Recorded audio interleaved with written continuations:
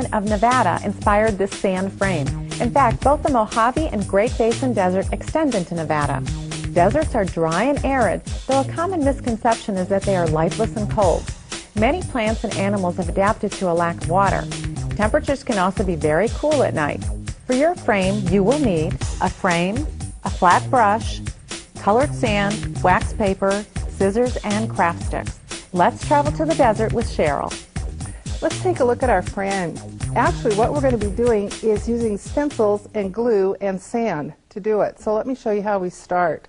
You're going to be starting with a frame, any kind of frame you want, something with a large wide border on it so you can get a lot of design on it. And I've painted it black, but of course you can paint it any color you want. We're going to be using a stencil today for our design, and I wanted to cut out the motif I'm going to be using. This square motif is one, and then this other little one here is another one I'm going to be using. And I just want to cut it out for ease of use so we're not using the whole stencil. And I want to cut out as much border around as I can. So I'm going to put this over to the side, and let's get started. Like I said, we're going to be using glue as our base. So you just want to squeeze out some glue on a plate, and then I'm going to add my paint color to it. I've chosen my sand colors, and you want a color of paint that closely relates to that sand color. So you just want to add some glue, just throw in some paint, swirl it around, get it mixed together here with a craft stick, and just it's ready to go now. What you want to do now is I'm going to start with this little square right here, and I'm going to use one of the wedge sponges to apply the paint with the glue mixture. So you want to pull some out, tap into it. You don't want so much paint that it goes underneath your stencil. I've got my sand ready here, and I'm using the same coordinating color. Set it down where you want it, position it on that corner there, and you want to pounce in your glue mixture. Carefully lift this off and pour your sand on, and then you want to press it, and that gets it into that glue.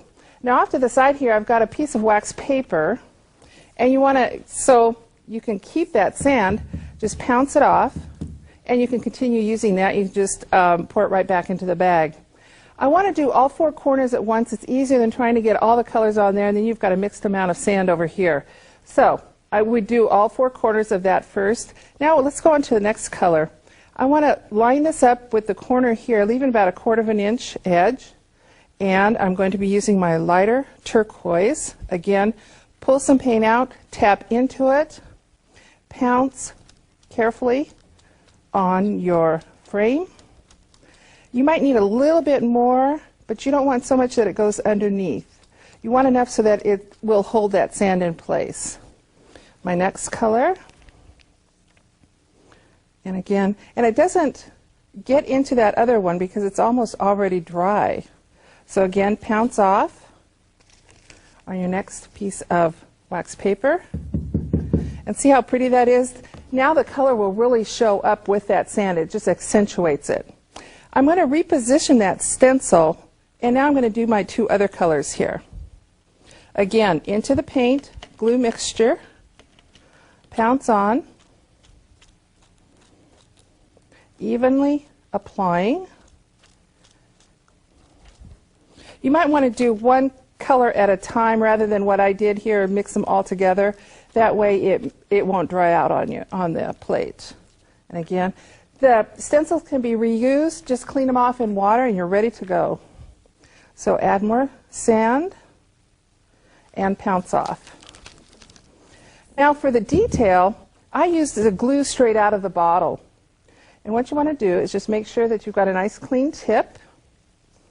And this is all the detail part. Just draw a nice little bead of the glue, whatever kind of design you would like. And I'm even going to put a dot in here. Okay? And then add your glue.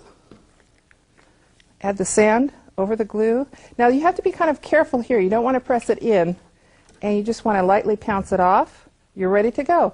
Let's look at the frame again, and then Kathy will have a great craft idea for you.